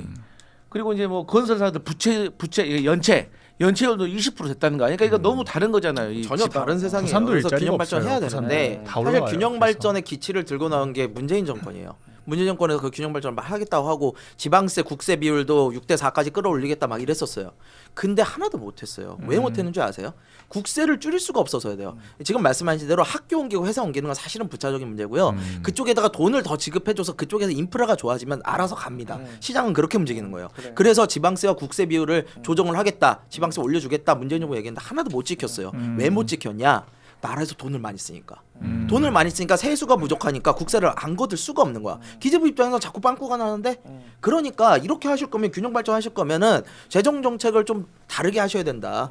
너무 복지에 치중하실 게 아니라 정말 성장을 위해서 지방 균형에 좀 투자를 하시라. 그러면 우리도 인정하겠다. 근데 이게 지역별로 경제 환경이 다르잖아요. 사실 요새 트렌드가 그 영국도 아일랜드랑 분리가 됐잖아요. 경제 기조가 다르고 경제 그 기초가 다르면은 같은 국가도 떨어져 나갈 수 있는 게 요새 트렌드입니다. 근데 우리나라만 해도 떨어져 수도권이랑 비수도권이랑 경제 상황이 너무 달라요. 떨어져 나갈 것까지는 없지만 적어도 경제 정책만큼은 좀 차별화를 시켜줘야 돼. 이를테면은 저희 국민의힘에서 최저임금 지역별 차등화를 좀 시키자 이 얘기를 계속했거든요. 왜 그러냐면 결과적으로 이게 지하방에 있는 청년들이 일자리가 없으니까 다 서울로 올라오는 거예요. 그렇죠. 서울 그러니까 경기로 부산, 대구 같은 활성화된 그런 지역에서조차도 일자리가 없어서 남자들은 다 올라온다라고 하거든요. 그 네. 지역에서. 그럼 이런 지역에서 그 사업을 할 수 있는 토양을 만들어줘야 되는데 최저임금이나 물가 수준이 서울에 맞춰져 버리면 여기서 장사하는 이유가 없죠. 뭐 세제 혜택을 주는 것도 아니고. 그러니까 기업 자체가 살아남을 수가 없다 보니까 아니 기업이 있어야 돈벌이가 있어야 그 지역에 살 수가 있을 거 아니에요. 관광업만 남게 되는 거예요. 그러니까 이런 부분들부터 좀 체계적으로 봐야 되는데 저희가 최저임금 차등 이런 얘기하면 민주당은 난리를 칩니다. 민노총이랑. 그러니까 이런 것 자체가 정책이 될 수가 없는 거예요. 네네. 그리고 지금 공급도 물가랑 다 연결이 돼 있습니다. 부동산 공급도 단가가 안 맞아서 못 하는 거예요. 그러니까 물가가 천정부지로 치솟아서 단가가 안 맞으니까 시공업체들이 다 들어 누워요. 그러니까 그게 체결 자체가 안 되는 거예요. 계약이 시공이. 그런데 또 분양가 상한제로 묶여 있잖아요. 그러니까 건물 지어봤자 남는 것도 마진도 없는 거예요. 그러니까 지역 주민들도 뭐 초과이익 환수제니 뭐니, 그러니까 지역 주민들 사이에서도 이견이 생기고 건설업체도 안 붙고 시작이 안 단가도 되죠. 안 맞고 네네네. 분양가 상한제 때문에 이득도 안 남고 이런 상황에서 어떻게 공급이 늘어나겠습니까? 그러니까 지금 뭐 택지를 만들고 무슨 뭐 산을 도려내고 이게 지금 중요한 게 아닌 거예요. 다 물가로 연결되고요. 다 그 지역 경제의 이런 차등성에 대한 이해, 몰이해로부터 비롯되는 문제이기 때문에 알겠습니다. 이건 좀 체계적으로 살펴봐야 네네. 됩니다. 근데 이제 거기에 따른 저희 민주당의 대책이 오극상특이라고 방금 말씀드렸듯이 사람들이 좀 이건 진짜 심각한 문제인 거예요. 그러니까 우리도 이렇게 말을 하면서도 이게 못 하고 있어서 여기에 대해서 당내에서 상당히 이제 목소리들이 나오고 있거든요. 김경수 이제 위원장 중심으로. 그게 뭐냐면 이제 뭐 대구 경북 이렇게 좀 묶고 부울경 광역권으로 묶고 여기도 호남도 좀 묶고 그 충청도도 좀 묶고 해가지고 하나의 덩어리를 만들어놔야지 아까 김성렬 최고가 말했던 것처럼 인프라가 좋아지고 또 뭔가가 좀 생겨나야지 예를 들어서 학교도 옮긴다고 해도 이게 명분이 서고 그런 거기 때문에 이런 장기적인 것도 저희가 좀 네네. 준비하겠다. 알겠습니다. 보유세 그래서 늘리는 거예요. 마지막으로 보유세 어떻게 되는 안 거예요? 늘린다고 내가 했지. 진성준 아저씨가 한다는데. 안 늘린다고 했지. 진성준 의원님은 왜 진성준이랑 이렇게 김용범 정치실장 한다는데요. 그 주식 문제도 그렇고 대주주 금액 문제도 그렇고 왜 이렇게 다른 목소리를 내시는 거예요? 근데 이제 그거는? 또 이제 이야기로 가는데 네. 간단하게 얘기하면 경제를 이념으로 배웠어. 뭐 주식도 안 하신다면서요? 제가 이제 뭐 그거가 모르는데 진성준 의원은 그런 것 같아요. 제가 선회를 하자면 그 문재인 정부 때 네. 항상 사건이 발생하면 이제 폭동이 발생하면 그때 또 나오고 근데 그때마다 조금 과감하지 못하고 찔끔찔끔 하다 보니까 결국에는 뒤따라갔으니까 한 번에 선도를 해야 좀 세게 해야 된다라는 된다. 차원인 것 같은데 음. 아니 뭐 국민의힘도 사실 많은 여기 아니고 저기 국민의힘 같은 경우도 사람들이 많이 있잖아. 그러다 보니까 네. 민주당 내에도 여러 가지 의견이 있는 거예요. 네네네 알겠습니다. 일단 요거 이야기 정리하면 일단 이상경 국토일 차관은 부동산 발언 갭 투자 논란 이거 사과했어요. 네. 근데 지금 뭐 박지원 의원도 이야기를 했지만 사퇴해라. 이게 말이 안 된다. 뭐 이런 식으로도 맞아요. 얘기를 하는데 이거 어떻게 정리가 되는 겁니까? 사퇴는 없는 겁니까 지금 현재? 아 그거는 이제 네. 기본적으로 그 국토부 장관이 판단해가지고 네. 대통령에게 뭐 이제 건의를 하겠죠. 그래야지 뭐 그리고 이제 사실 그 이미 때려 맞을 만큼 때려 맞았어요. 네네네. 네, 그렇기 때문에 뭐 저희 이런 그 중요한 의미가 아니에요. 뭐 저 사람 자른다고 해서 지금 뭐 해결된 문제입니까? 예, 이미 그것도 그래요. 인정은 상했고 이미 그다음에 혼났고 하지만 이제 추가적으로 이제 더 좋은 사람이 있는지 찾아보더 이런 걸 꼬리 자르기로 넘어가면 안 돼요. 네, 정책을 오적 또 있는데 힘시킨다면 야 꼬리 자르기 안 해 또 이런단 나머지 말이야. 사적도 정리해라. 정책을 바꿔야 정책을. 야 부동산 얘기를 하다 보니까 50분이 그냥 훅 지나갔네요. 야 하다 보니까 50분 동안 나 너무 힘들었어. 아유 고생하셨습니다. 나 오늘 그래도 파란색 오늘 넥타이 필리버스터 성공했다. 파란색이네. 고생하셨습니다. 아유, 자 이제 박민영 의원이 고생할 차례예요. 자 어제 VIP 김건희 경복궁 찾아서 근정전 용상에 앉았다라는 또 기사가 나왔었는데, 이제 말하기도 입 아픕니다. 이게 그래도 해야 됩니다. 네, 해야 됩니다. 좋겠어요. 네, 그래도 해야 됩니다. 아니, 이미 구금돼 있잖아요. 구금? 벌 받고 있는데. 근데 아니 구금 나겠다고 지난날에 과거가 다 없어지나? 이분이 그러니까 그 윤석열 전 대통령이 이제 토론회 와서 뭐 왕자 그리고 이런 것들이 이제 다 이런 걸로 보니까 다 이해가 가요. 그러니까 이렇게 뭐 옛날 뭐 미신도 좀 많이 믿는 것 같고 이런 데 가서 직접 왕자 사실 이거 잘못 건드리면 굉장히 큰일 나는 겁니다. 옛날에 일제 시대 때도 이거 누가 잘못 여기 앉아가지고 완전 국민이 난리 났었고 이런 건데 어떻게 가가 이 어떻게 이렇게 과감히 이런 자리에 이 자리에 앉을 생각을 했는지 먼저 좀 들어볼게요. 일단은 그 무속 같은 건 다 프레임입니다. 김혜경 여사도 내가 영부인 될 상이냐고 그 백모 관상가한테 물어봤다라고 다 보도가 나와 있습니다. 정치인들이 다 야, 그런 물어본 의지 거하고 이건 좀 비교의 아니에요. 대상이 아니잖아요. 그러니까 자꾸 무속 프레임을 씌우시니까 그냥 정치인들은 다 그렇게 왕왕 자기들의 운명에 대해서 궁금해한다. 제가 이 말씀을 뭐 영화에서도 많이 드리는 나오긴 거고요. 하니까요. 그렇죠. 예. 근데 이게 사실 여기 좀 억지 프레임들도 많아요. 이를테면 한겨레 신문사에서는 뭐 슬리퍼를 신고 갔다라고 또 시비를 걸더라고요. 근데 여기 관련 규정 자체가 그 내부의 그 뭐 이제 보호 용도로 오히려 슬리퍼를 신어야 하는 게 관련 규정이라고 근데 하더라고요. 그 경호원들은 다 네. 구두 신고 있잖아요 지금. 그 앞뒤가 안 맞는 거 같은데. 슬리퍼를 신는 근데 거기 진짜 아니 그 왜 규정이 그래? 왜 그래?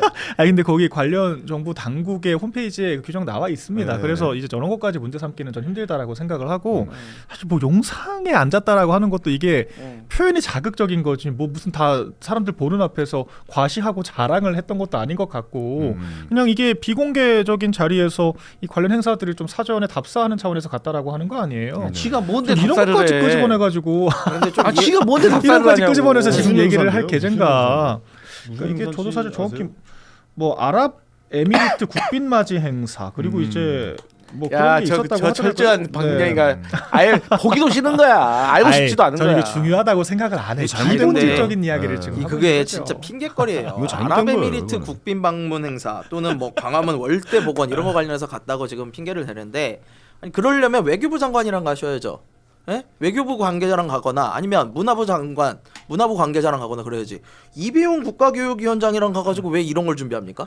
말이 안 되잖아요. 근거 보기 달라고 했겠지. 예? 그래서 아니 이 금거보기가 저기 조선 시대도 쓰였나 뭐 이런 거 확인하려고 그런 한 거지. 거예요. 이해가 안 가잖아요. 그리고 전 또 이해가 안 가는 게 이미 왕처럼 구셨으면서 굳이 왜 용상에 앉으시는 거예요. 예, 이미 다 할 거 하시고 뭐 해병대 관련해서도 다 하시고 뭐 왜 굳이 그까지 올라가려고 그랬나 좀 이해가 안 가는 사진 한번 부분이에요. 띄워주세요. 제가 사진을 보면서 두 분 말씀 많이 말씀드릴게요. 하세요. 그러니까 이제 보세요. 저 사진 한 장이 사실 이제 선택적으로 어쩌다 딱 한 장 찍혔을 수도 있거든요. 네. 그럼에도 불구하고 저 사진 한 장이 많은 걸 얘기를 해주는 거거든요. 어떤 얘기가 있습니까 사실? 자 다른 사람들은 상당히 지금 짝다리 아니, 짝다리도 짝다리지만 허리손. 아니, 네. 다들 다소곳하게 그 김건희 씨에게 다들 이렇게 뭐랄까 좀 쫄아 있는 듯한 그런 모습, 그 대통령을 대하는 듯한 그런 모습이잖아요. 근데 본인의 모습은 전혀 주변에 있는 사람들에게 어려워한다거나 예의를 갖춘다거나 그런 거 없이 그냥 편안하게 뭐 내 세상이야 이제 그런 의식이 반영되어 있는 거 아닙니까? 그래서 저는 우리 박미연 대변인께서 뭐 주술 얘기 하지 말라고 하셨으니까 그럼 다른 얘기 한번 해볼게요. 그러니까 이 김건희 같은 사람들은 제 생각에 그냥 그 본인이 원래 저런 거 평생을 좀 이렇게 어디 가서 당당하게 대접받지 못한 삶을 살다 보니까 대통령의 배우자가 되니까 어디 가든지 좀 남이 안 해본 것 그런 의정 같은 걸 막 받고 싶은 걸 좀 즐겼던 것 같고 사실 저것의 연장이 뭐냐면 더 심각한 게 우리가 많이 요즘 안 알려져 있는데 아니 프랑스 해외 순방을 가는데 반려견을 위해서 전용 차량을 준비하라고 했다니 전용 차량 아니 자기들 차에 같이 가면 되지 가족 같은 반려견이면 근데 전용 차량을 준비하라고 하고 전담 직원을 준비하라고 하고 호텔 스위트룸에 걔 집을 마련해 놓으라고 하고 그게 저런 사람들이에요. 그러니 저렇게 용산 가서 앉아보는 것도 뭐 일이겠습니까 저게? 그래서 전 주술까지 가지 않는다고 하더라도 그냥 전혀 이 국가의 시설이라든지 국가의 어떤 그 의전이라든지 이런 거에 대해서 전혀 그냥 가볍게 생각했다. 가볍게 생각했던 거예요. 네. 제가 그냥 의식 자체가. 뭐 별로 할 말 없지만 짧게만 첨언 드리자면은 할 말 없으면 안 하셔도 돼요. 네. 근데 이제 저희가 또 비례성을 또 저도 많이 이제 쭈그레진 것 같아. 인증 패널이니까 또 아니, 김정숙 여사 때도 그 타지마할 정승 얘기. 관광 간다고 그 전용기 띄웠거든요. 네. 대통령 전용기 한 번 띄우는데 몇억 원 듭니다. 그때도 상당한 논란이 됐었어요. 인도에 혼자 가셨죠. 그때. 아이 그거 다 그때 얘기 뭐 거의 이제 끝났는데 또 BH 합니까 투어 또? 간다고 그랬었는데 그 모디 제가 총리 봤을- 얘기합니까? 아니 제가 봤을 때는 그래서 전 삼김 특검을 좀 국민의힘이 밀어붙였으면 좋았지 않았을까라는 생각이 좀 들거든요. 그러니까 민주당이 여사들 다 김건희 특검 얘기하면은 네. 야 주거니 받거니 하면서 야 그럼 우리 하나 더 얹어가지고 우리는 김정숙이랑 김혜경까지 같이 가자 그랬으면 차라리 얘기가 됐을 텐데 이 한심한 한동훈이 또 김건희 특검만 받겠다라고 그렇게 협박질을 하니까 그때 이제 말아먹은 거고 그러니까 이게 다 이렇게 한번 물꼬를 6분을 못 버텼다. 6분을 못 해자가 버텼어. 되는 거예요. 네. 그러니까 모든 게 다 한동훈 때문이라고 저는 생각을 하고요. 그리고 또 이제 김현지 씨도 아이템 지금 뭐 넘어가, 거의 예전에 이재명 그 변호사 시절에 그 있잖아요. 사진들 지금 돌아다니더라고요. 좀 개혁신당의 이기인 총장이 또 공개한 사진들이 있는데 거기도 보면은 다리 꼬고 앉아 있습니다. 다리 꼬고 팔짱 끼고 앉아 있어서 이거는 최소 동업자 내지 파트너십으로 맺어진 관계지 이건 참모 관계가 아닌 것 같다라고 김현지와 하는 김건희를 그런 비교할 의구심들이 자체가 좀 지금 잘못된 있다. 거야 지금. 알겠습니다. 또 오늘도 그냥 넘어가나 했는데도 야, 5분 못 버텼네. 전 대표 이야기가 마지막에 또 나오면서 또 마무리가 이야기가 됐습니다. 요약에 넘어갈게요. 이거는 네. 뭐 누가 봐도 그러시죠. 잘못된 거라고 네. 생각하고 네, 비생산적입니다. 보기 좋지는 않습니다. 잡혀 계시니까 네.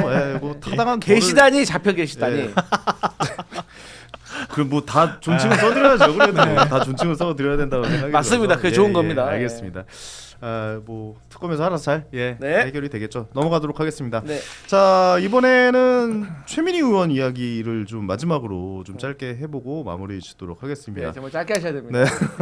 딸 청첩장 카드 결제가 논란이 되는데 저는 뭐 청첩장에 뭐 계좌번호 적는 거는 요즘 뭐 많이 있는데 카드 결제 있는 거 처음 신용카드 봤어요. 결제 링크를 걸어놨어요. 카드 결제 링크는 이건 제가 나쁘끄러워서 저는 못할 것 같다라는 생각이 드는데 근데 이제 문제가 되는 것은 이제 현역 의원이시고 또 과방위원장이시잖아요. 그런데 이렇게 또 결혼식은 또 국회 사랑채인가요? 사랑제. 사랑제. 네. 사랑제에서 하는 거는 또 많은 분들이 이의를 제기하시는 게 그거는 국회의원이 직접 잡지 않으면은 오래전부터 잡지 않으면은 그래서 결혼할 수 없다라고 하는데 그 잘못된 최민희 겁니다. 잘못된 사실입니다. 의원이 과방위원장께서 얘기하시는 거는 네.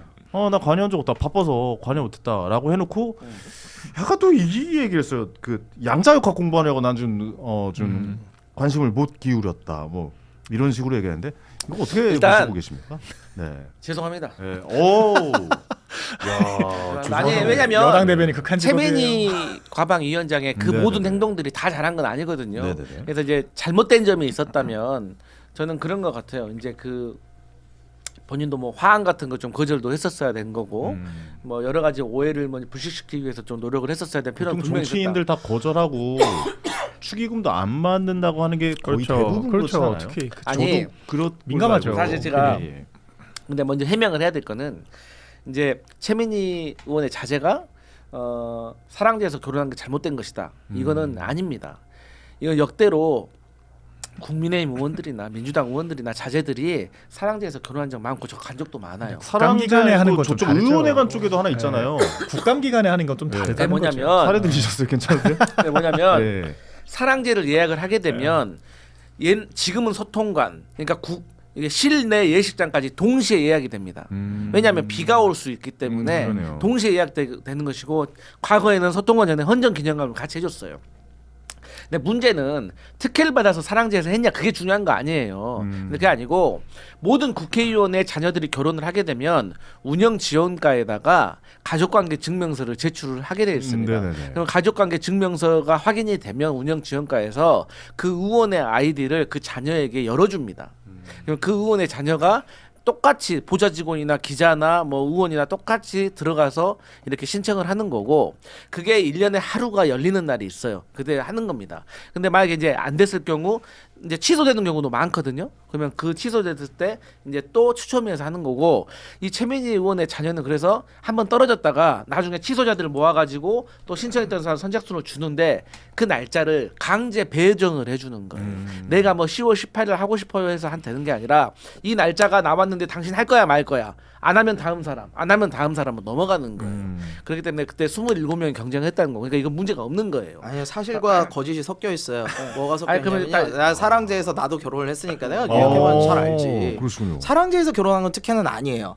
모두가 신청을 해가지고 출입 기자들까지도 신청을 할 수 있고 추첨에 의해서 합니다. 결혼할 수 있죠. 자 여기서 예. 잘못된 이야기는 딱 하나예요. 그 아이디를 줘서 딸이 직접 했다 아닐 거예요. 아닐 거예요잖아요, 그러면. 왜냐면 내부망을 써야 돼요. 네. 내부망을 그러면 딸이 와가지고 내부에서 해가지고 그거를 했다는 거예요? 아니 그걸 그럼 웹사이트에 열어줬다고요. 아니 그러니까 웹사이트에 가서 그럼 제가 물어볼게요. 딸이 네. 하셨어요?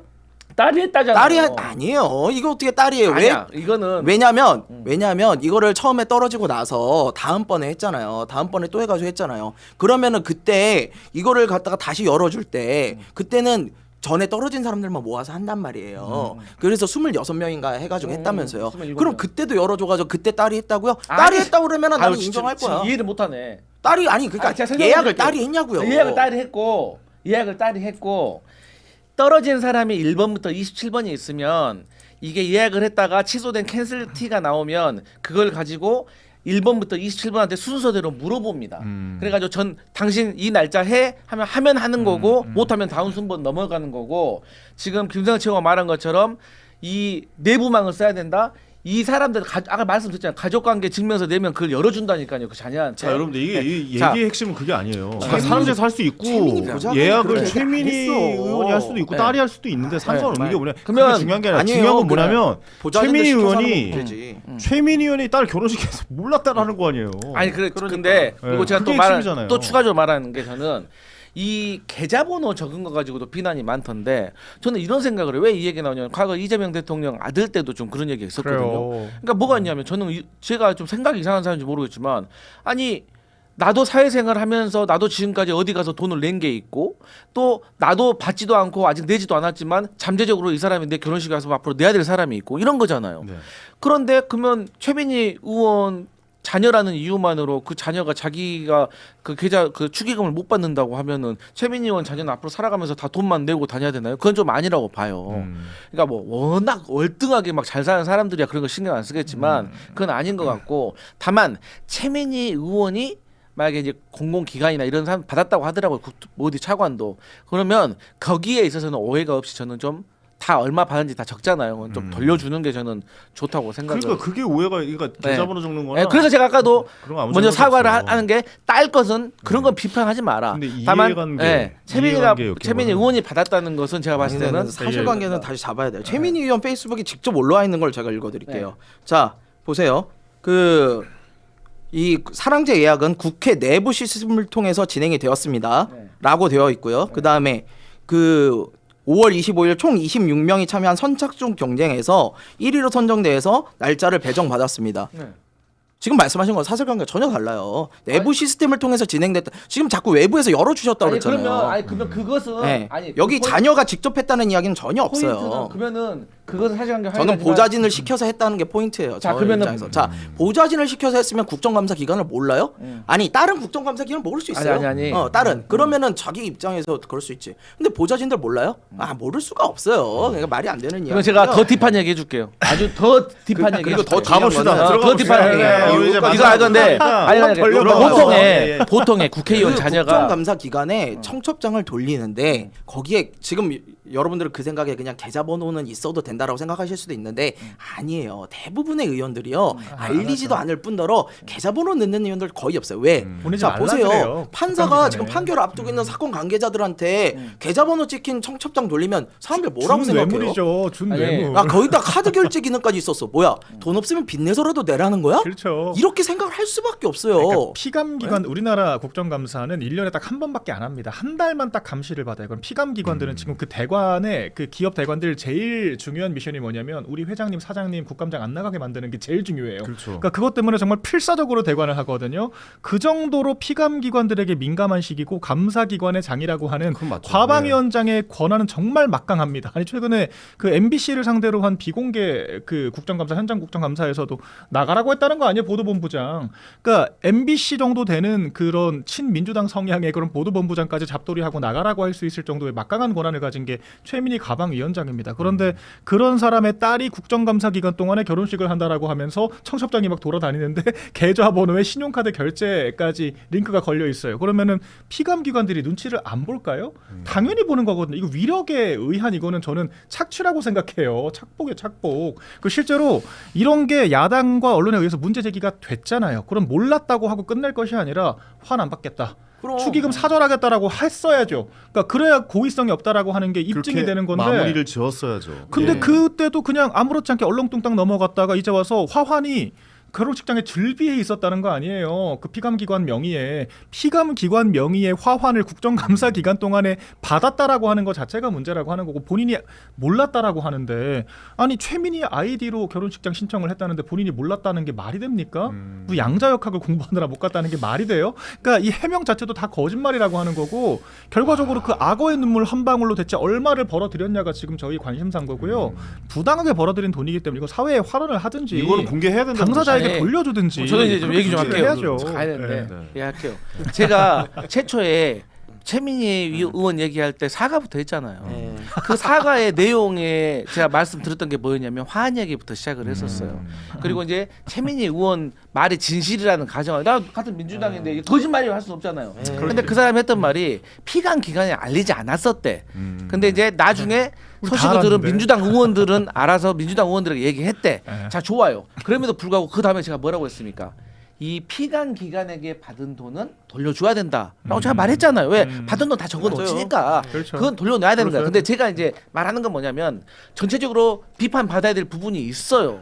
그런데 그 안에서도 이제 계좌번호 같은 경우는 좀 저는 생각이 좀 다르다는 거예요. 그러니까 그 딸의 신용카드는요. 아니 그러니까 그것도 만약 신용카드로 최민희가 받았다고 하면 그건 잘못된 거지. 근데 딸이 받았다고 하면 딸은 앞으로 살아가면서 다시 또 돌려줘야 되는 돈이기 때문에 저는 그거는 비판하면 안 된다고 봐요. 그러니까 지인한테 딸이 받는 건 피감기관 오케이. 쫓아다니면서 피감기관을 그걸 어떻게 돌려줘라. 돌려줘요? 아니 피감기관 되는 거지. 아니 피감기관이 준 거는 딸한테 준 게 아니라 돌려내야 최민희 의원에게 준 된다잖아요. 거예요. 그래요. 최민희가 그러지. 돌려준 거고 최민희 의원 딸이 자기 지인들한테 받은 거. 자 그래서 그럼 강성필 네. 부대님 마지막으로 한번 여쭤볼게요. 네. 이거는 최민희 의원이 돌려내야 된다라고 보십니까? 아, 피감기관, 말이죠. 저는 그게 맞다고. 그 했잖아요. 공개를 해서 돌려줘야 되는 게 맞다라고 생각을 하십니까? 네, 저는 그게 원칙적으로 맞다고 맞죠. 봐요. 저는 이 문제 가장 핵심은 딴 게 아니고요. 분명히 결혼식 전에 이 문제가 터졌어요. 언론에서도 지적하고 여론에서 했어. 아, 저희 논평 강행을 됐어요. 했잖아요. 네. 맞아요. 전 이 강행한 부분은 정말 이해할 수 없어요. 적어도 이 정도 이슈가 나왔으면은 좀 더 자제하고 좀 더 몸을 숙이는 자세를 보였었는데 다 해놓고 이제 와가지고 눈물 한 방울 흘린다고 뭐 바뀝니까? 근데 이제 저는 지금이라도 그렇지 않다고 봐요. 그래도 네. 지금이라도 아 최민희 의원이 그렇게 네. 한대요? 모르겠는데. 아, 그건 최민희가 아니, 전화 한번 해보세요. 네? 나한테 전화 한번 그래. 해보세요. 최민희 의원은 강성필 사퇴해야 돼요. 네. 사퇴. 아니, 그러니까 이 사랑제만 문제가 아니라 네. 네. 최민희 네. 의원이 뭐 사실 자, 근데 제가 전에도 말했잖아요. 안 한다고 그러잖아요. 당내에서 저 같은 나부랭이도 이제 이런 얘기를 하면 압박이 되고 해서 이제 올바른 선택을 하겠죠. 얼렁뚱땅 넘어갈 것 같고요. 우리 슈레딩거의 지금 결혼식이었습니다. 사랑제만 문제가 아니라 그 부동산이 좋았다. 최민희 법사위원장이 그 MBC를 상대로 친국민의힘 보도를 했다라고 하는 정말 궤변의 역사를 새로 쓰는 이상한 말을 하면서 MBC랑 MBC가 다툴 줄은 친국민의힘 몰랐네요. 보도를 예, 했대요. 예. 그러면서 자기 보도에 대해서 지적을 하면서 자, 그 얘기도 제가 보도본부장한테 정리하고 깔끔하게 근데 마무리할게요. 이거는 네. 과방위원장이 자기 과방위원장 직위를 이용해서 자기 개인 민원 처리를 한 거예요. 그 피감기관도 아닙니다 MBC는. 아니, 직을 제가 내려놔야 된다고 보십니까? 아 그럼 이건 과방위원장 함량 미달인 거죠. 자기 개인 민원 처리하고 자기 그냥 그 권한 이거 월권 직권 네. 남용이거든요. 네. 다 퇴정시키고 퇴정 명령하고 그리고 일단 국정감사기관에 피감기관한테 우리가 돈 받고. 보통의 언론이라고 이거는 보통 하면 문제가 아닙니다. 진짜. 언론이라고 하면 이제 우리 정당에서 봐서 국민의힘이 봤을 때는 뭐 편향된 그 언론이라고 평가하고 혹은 또 뭐 정론지라고 평가하는 것이 있는 것처럼 우리 민주당도 사실 저 언론사는 조금 편향됐어. 저 언론사는 합리적이야 이렇게 평가하는 데가 있어요. 근데 비교적 그 MBC 같은 경우는 우리가 합리적이라고 이제 생각을 하는 언론사예요. 그러면 이제 그런 언론사에서 쓴소리를 하게 되면 어디를 향해서 목표를 향해서 질주를 하다가도 그러니까 우리가 합리적이라고 생각하는 언론사에서 이거 좀 아닌 것 같은데라고 지적을 하게 되면 멈춰서서 돌아서서 한번 생각을 해봐야 됩니다. 그렇죠. 예. 그리고 나서도 이건 맞는 것 같은데라고 하면은 질주를 하는 거고 그러면서도 그 과정에서도 그 언론사를 설명하고 이해시키려는 노력이 필요해요. 그게 저는 기본적으로 정당과 정치인의 자세라고 생각을 해요. 그런 차원에서 저는 최민희 의원과 지금 MBC와의 관계에 있어서는 제가 방금 말씀드렸던 그 내용에 있어서 최민희 의원이 노력을 좀 해야 된다고 생각을 해요. 저는 MBC의 알겠습니다. 선택적 분노에 대해서 분노합니다. MBC가 윤석열 정권에서 바이든 난리도 한번 잘못 보도했다고 그렇게 까이고 거의 전용기도 못하고 1년 내내 그래가지고 마무리가 안 지금 되네. 돌아섰잖아요. 근데 왜 최민희 위원장한테는 분노를 안 하는 겁니까? 지금 이해할 수 없어요. 노조에서 뭐 좀 난리 났. 정식 뭐 성명을 몇 개 내긴 제3노조라면서요. 했는데 근데 제가 또 지적하고 싶은 게 이게 국정감사라고 하는 게 또 정책 토론도 중요하다고 저는 생각하거든요. 이건 공개가 안 된 내용이긴 하지만 제가 취재 받은 내용으로는 그 MBC가 그랬다는 거예요. 지금 레거시 미디어들이 광고 규제나 이런 컨텐츠 규제가 너무 많아서 사업하기가 힘들다. 이런 얘기는 사실 MBC만 포괄되는 내용이 아니라 케이블 방송 모두 다 포괄되는 내용이고 충분히 논의를 해야 되는데 네네. 최민희가 그랬다는 거예요. 본인이 그냥 사적으로 삐져가지고 자기 보도 잘못했다고. 아니 그걸 왜 국회가 해줘야 되냐? 그걸 왜 우리가 법으로 만들어줘야 되냐? 그러면서 그냥 트집만 잡았다는 거예요. 이거는 최민희의 개인 감정 때문에 국가 중대사에 대한 의사결정이 바뀔 수도 있는 문제이기 때문에 이런 것들은 자격 미달, 함량 미달이라고 지적을 하는 겁니다. 네, 알겠습니다. 오늘 열띠게 토론한 것 같습니다. 오늘 강성필 순환 시대입니다. 강성필 부대변인 필리버스 잘했다. 고생 많았어요. 마음이 아프네 갑자기. 좋은 날 오겠죠. 네, 밥 한 번 살게요. 또 잘못한 건 또 저희가 원래 혼나야죠. 주류는 힘든 거예요. 그렇습니다. 강성필 강소필 부대변인 먼저 오늘 좀 바빠가지고 먼저 보내드리고 네. 마무리 좀 하겠습니다. 강소필 부대변인 네. 먼저 들어가세요. 예. 고생 많으셨습니다. 예. 고생만 하다 가시네. 예. 고생 많았습니다. 이게 참 하다 보면은 이렇게 좀 또 여당이다 보니까. 그럼요. 예, 아무래도 할 말이 좀 더 누리는 게 많아지고. 있는 만큼 예. 강성필 왕관의 부대변인 무게를 정도의 짊어지는 거죠, 스탠스만 뭐. 가지고 있어도 대화가 돼요. 그럼요. 그렇잖아요. 우리 여기서 이제 예의가 되잖아요. 청란 대화가 잘 예. 되는 거죠. 이 정도만 해도 국회의 역할이 있는 거예요. 이러다가 합의점을 찾아가는 게 네. 국회 아닙니까? 맞습니다. 정치고. 예. 근데 이게 지금 안 되고 있는 게 문제인 거죠. 그렇죠. 예. 강소필 부대변인만큼 저렇게 유쾌하게 즐겁게 정치 시사 이야기를 하시는 분은 좀 없다라고 생각이 방어 기술이 굉장히 좋으세요. 그렇습니다. 근데 우리가 이렇게 얘기하면은 더 안 되는 거 아닌가? 알겠습니다. 자, 마지막으로 슈퍼챗 보내주신 분 소개해드리겠습니다. 조희정님 10,000원 후원해 주셨고요. 감사합니다. 강성필 씨 사과하지 마세요. 잘못한 거 알면 안 해야죠라고 보내주셨고요.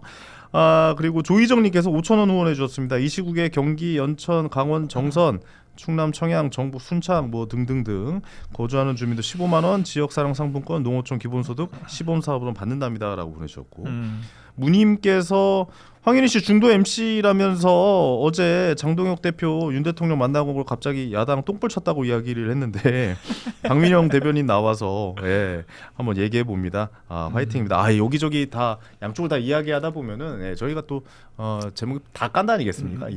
다 그렇게 좀 짚고 넘어가야 되는 부분이 있어서 기분 상하셨다면 다시 한번 좀 죄송하다는 말씀 드리겠고요. 슈퍼챗 모르겠다님께서 5,000원 후원해 주셨습니다. 박민영 분이 김건희 대통령과 절연 안 되는구나라고 보내주셨는데 김건희 대통령이라고 잘못 좀 보내주신 것 같습니다. 자, 성남총광님께서 10,000원 후원해 주셨고요. 그래도 윤석열 전 대통령은 여사 한 분만 사랑하신 분입니다라고 이렇게 보내주셨습니다. 자, 황제 펭귄님께서 10,000원 후원해 주셨습니다.